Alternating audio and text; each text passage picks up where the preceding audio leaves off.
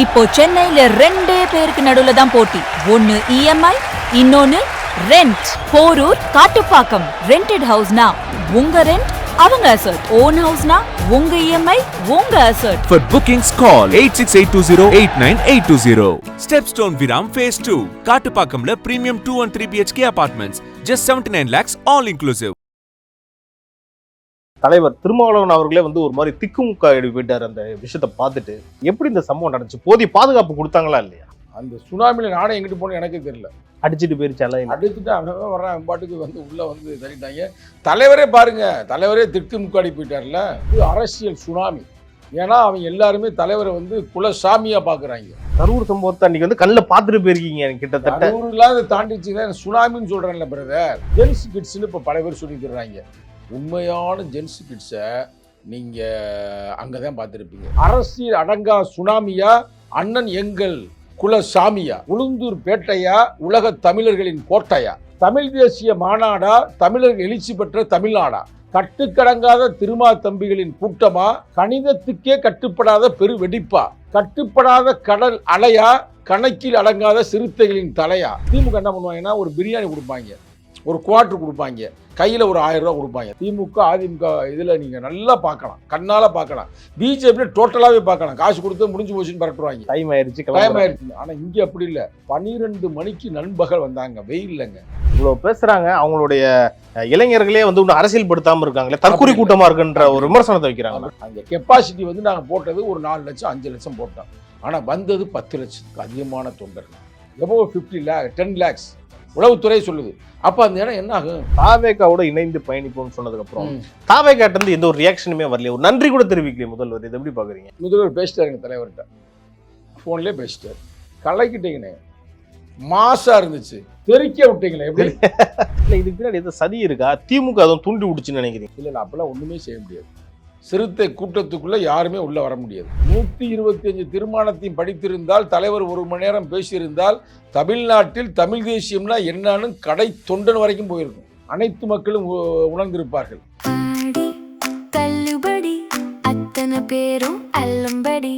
6 முதல் 60% வரை ஆடி தள்ளுபடியுடன் சூப்பர் சரவணா ஸ்டோர்ஸ், சென்னை, மதுரை, கோவை.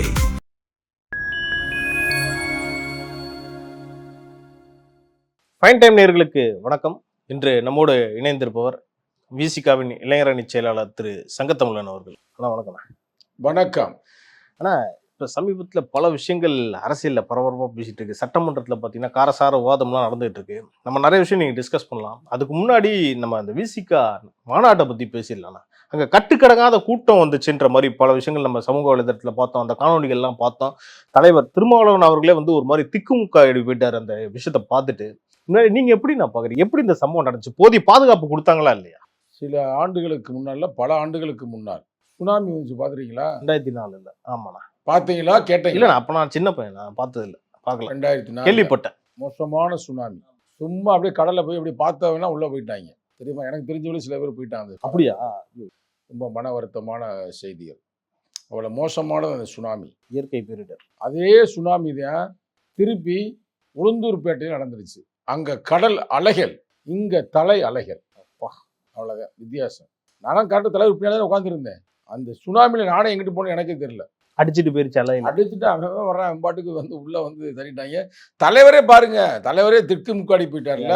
பார்க்கும்போது எனக்கே ஒரு மாதிரி ஆயிடுச்சு. மூச்சு திணறாரு. இது அரசியல் சுனாமி.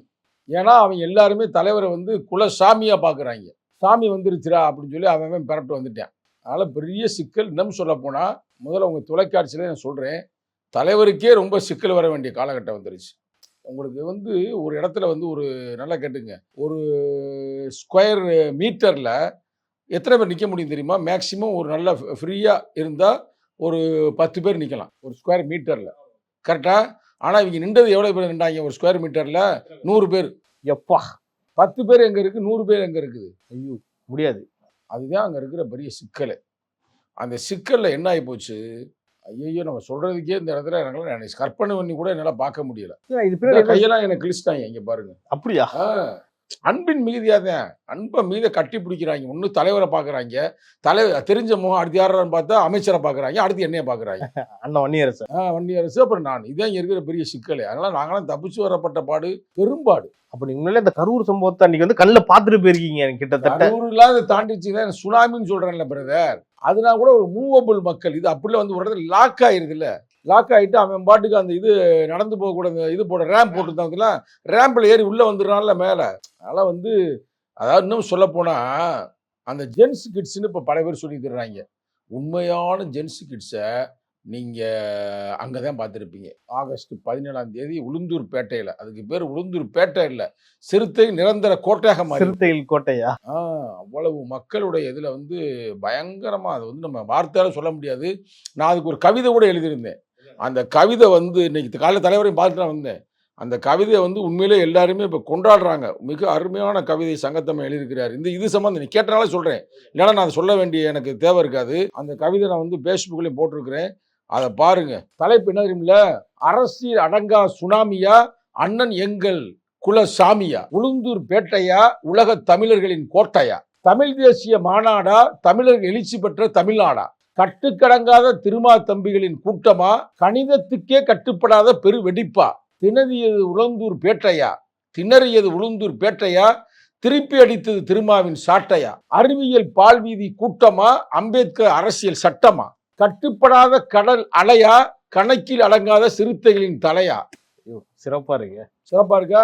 அடுத்த பாருங்க, ஈழம் கனவு காணும் கண்கள், நீலம் கனவு நனவாகும் வண்ணமா. அதாவது ஈழம் கனவு காணும் கண்களா, நீலம் கனவு நனவாகும் வண்ணமா, புலிகளும் சிறுத்தைகளும் இணைந்த இடமா, அமைதியாக நாங்கள் இருக்க நாங்க என்ன சங்கர மடமா. சங்கர மடமா?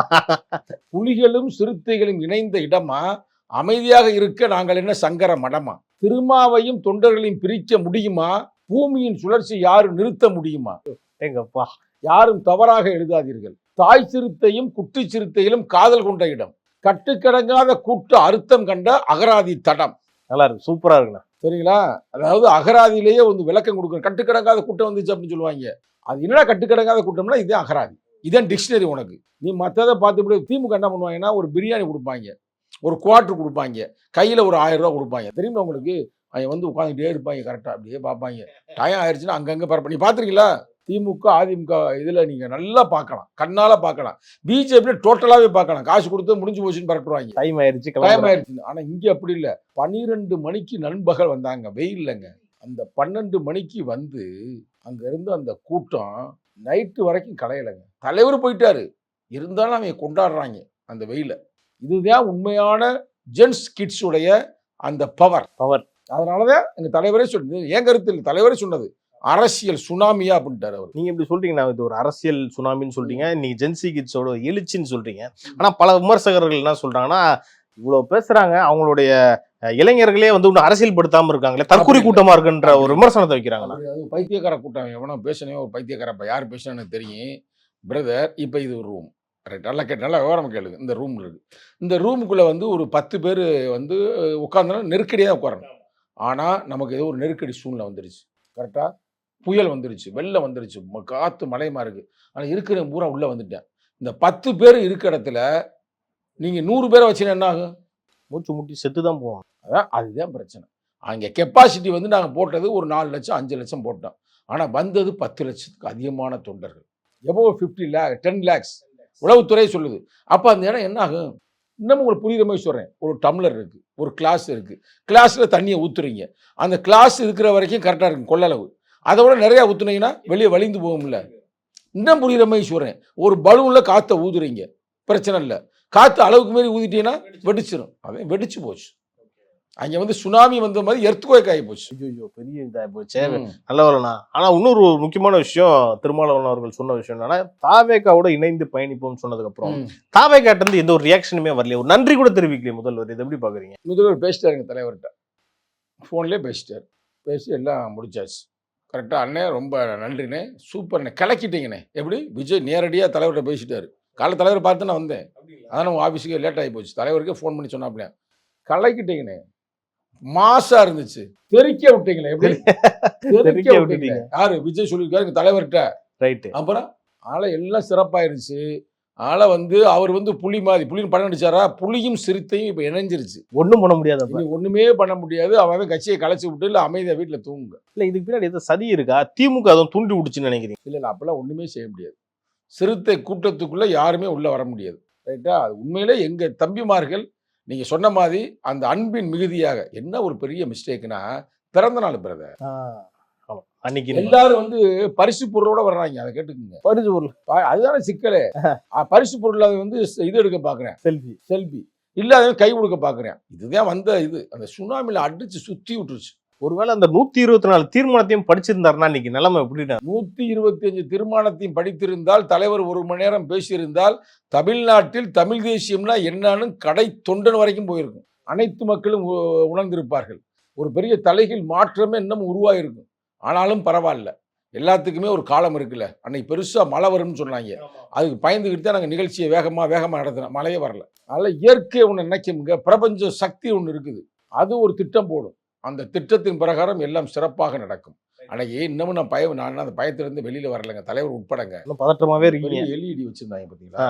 எல்இடியை போய் தொங்கிட்டாங்க சிறுத்தை குட்டி, எல்லா சிறுத்தை குட்டியும்.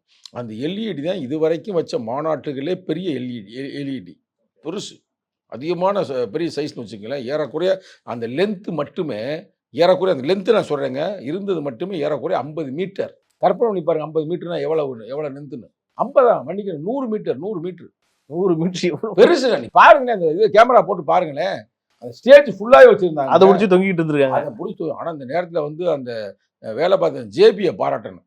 எங்கெல்லாம் அதுதான் பயம். அது மட்டும் இப்படி கவுந்துருந்துச்சுன்னு வச்சுங்களேன், டோட்டல் அவுட்டு. விடுதலை சிறுத்தையில் எல்லாம் அன்னைக்கு காலியாக இருப்பாங்க, தலைவர் உட்பட.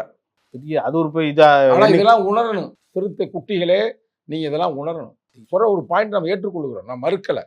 அதை கூட்டம் அதிகமானனால தலைவர் அந்த பிறந்த நாள் ஒன்று அப்படின்றனால அவங்களால ஒன்றுமே செய்ய முடியல. இல்லை நீங்கள் பார்த்த வரைக்கும் அங்கே ப்ரொடெக்ஷன் கரெக்டாக கொடுத்தாங்களா? போலீஸ் தரப்பு வந்து கொடுத்தாங்க. போலீஸ் தரப்பு கொஞ்சம் குறைவாக தான் கொடுத்துருக்கு.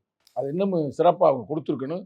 அதை நாங்கள் எதிர்பார்க்கணும், அவங்க கொடுக்கல. கூட்டணியிலேருந்து நீங்கள் கோரிக்கையாச்சும் வச்சிங்களா? இல்லை நான் கோரிக்கை வச்ச எல்லா வச்சுங்களேன். பொறுப்பு அமைச்சராக வன்னியரசன் கள்ளக்குறிச்சி. அதான் போலீஸ் கொஞ்சம் என்ன நினச்சிட்டாங்கன்னா, சிறுத்தை குட்டியை அவங்கள வந்து சரியாக இருக்கும் அப்படின்னு நினச்சிருந்தாங்க. அதில் கொஞ்சம் இது நடந்து போச்சு. இருந்தாலும் பரவாயில்லைங்க. அதை பிரதர் இப்போ என்ன சொல்கிறேன், திருப்பி அதான் சொல்கிறேன். ஒரு கெப்பாசிட்டி இவ்வளவுதான். கெப்பாசிட்டியை விட 10 மடங்கு அதிகமாயிருச்சு, என்ன பண்ண முடியும்? அன்பின் மிகுதியில் அதிகமாயிருச்சு. அதனால சுனாமியை வந்து ஏன்டா சுனாமி வந்துச்சுன்னு கேட்க முடியுமா? முடியாது. சுனாமி ஏன்டா தடுக்கலன்னு கேட்க முடியுமா? சுனாமி ஏன்டா வந்துச்சுன்னு கேட்க முடியாது. சுனாமி ஏன்டா தடுக்காம விட்டீங்கன்னு கேட்க முடியாது. அதனால் இது அரசியல் சுனாமி. அதனால வந்து நாங்கள் அப்படி தான் பார்க்குறோம். ஓகேண்ணா, பல விஷயங்களுக்கு சிறப்பாக நீங்கள் பதில் சொன்னீங்க. நேரத்துக்கும் கருத்துக்கும் நன்றி. நன்றி, வணக்கம்.